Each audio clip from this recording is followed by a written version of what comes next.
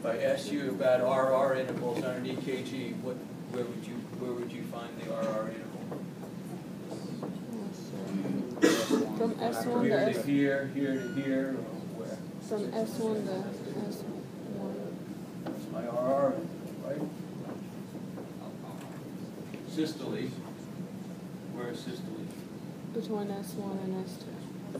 Diastole. Where would my end diastolic volume be? S1. Where would my end systolic volume be? Right before it. The murmur of mitral insufficiency.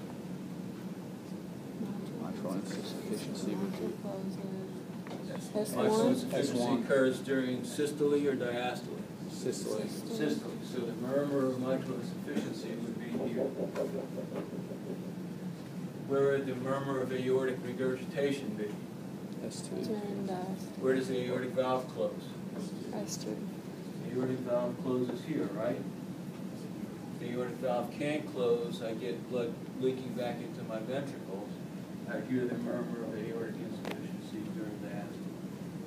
I want you to think through that, all right? Where would be atrial depolarization? S1 begins systole, so my QRS is here. Where would the P wave be in terms of time? Right? Before that.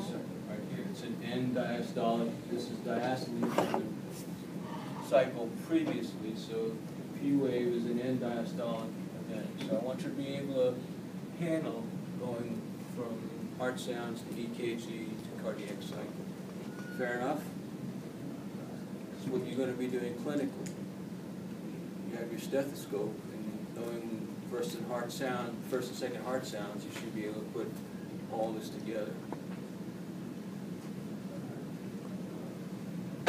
So the T wave is going to occur right before the S2 sound? The T wave? The T wave. What does the T wave represent? Ventricular repolarization. So the ventricles are beginning to relax. And when do they do that? They do that during diastole. They're already relaxed. Well, during they do it at the end of So systole. the T wave would be an end systolic event, right? So my messed up here.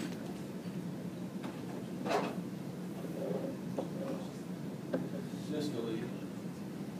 Ventricles start to relax at the end of systole, so if I had to put a T wave on my diagram there, that's what I'm looking at. So my T wave, I get repolarization. My ventricles start to relax. What happens to my end diastolic pressure? Becomes less than aortic diastolic pressure, and my aortic valve closes. I hear the second heart sound. Okay, thank you.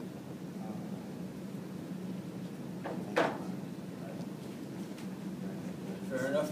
All of my questions are written in short clinical scenarios. They're not a book-long length of question. They're 1 or 2 lines giving you some clinical information as if you would be on your third-year rotation.